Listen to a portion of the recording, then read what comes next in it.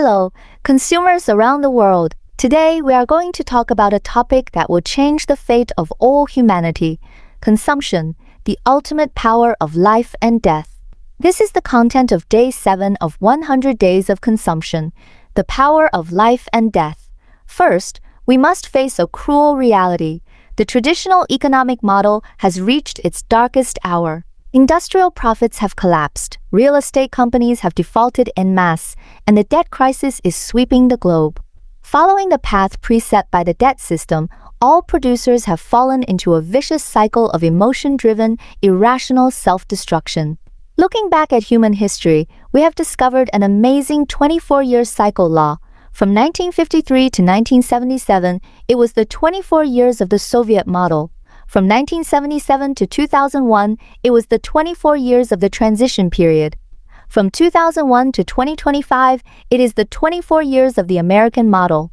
At the end of each cycle, people fall into a terrible inertial emotional trap, from better socialist weeds than capitalist seedlings to today's better competitive weeds than cooperative seedlings. When there is work, we work desperately. When there is no work, we fall into despair. Why is this happening? Because we have always lived in the producer's moral system. This system is essentially sheep culture. It teaches us to be selfless, but in reality, it breeds selfish competition, corruption, and nepotism.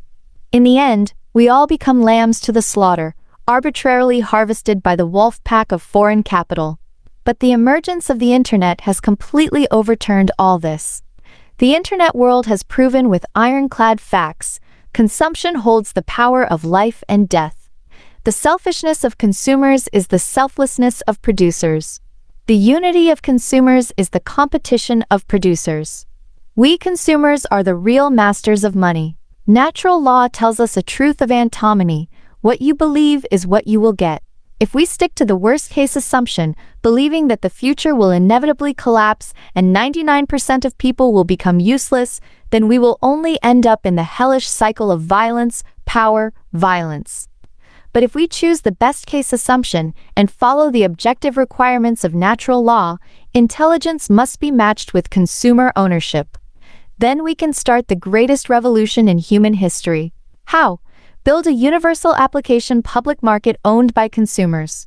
Future consumption is infinite, so the profit of the public market is infinite, and its value is also infinite. It can take over and empower all Chinese manufacturing and transform productivity into real capital.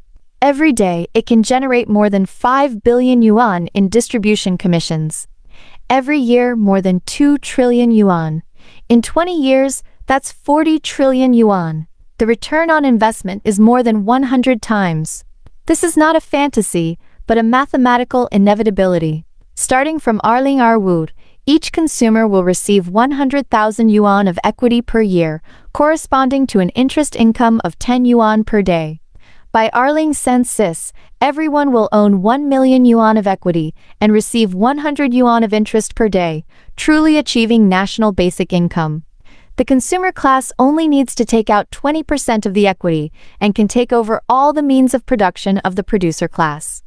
Because enterprises owned by consumers will inevitably crush all enterprises of other ownership systems. All enterprises will eventually take the initiative to surrender. This is an opportunity for each and every one of us. We only need to, for our own interests, selfishly share, comment, and forward this truth.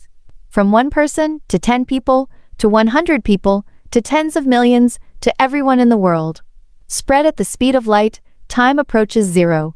And those who first awaken and spread this truth are the uncrowned kings of the consumer class. We are the spokespersons of consumers and the bridge connecting truth and the public.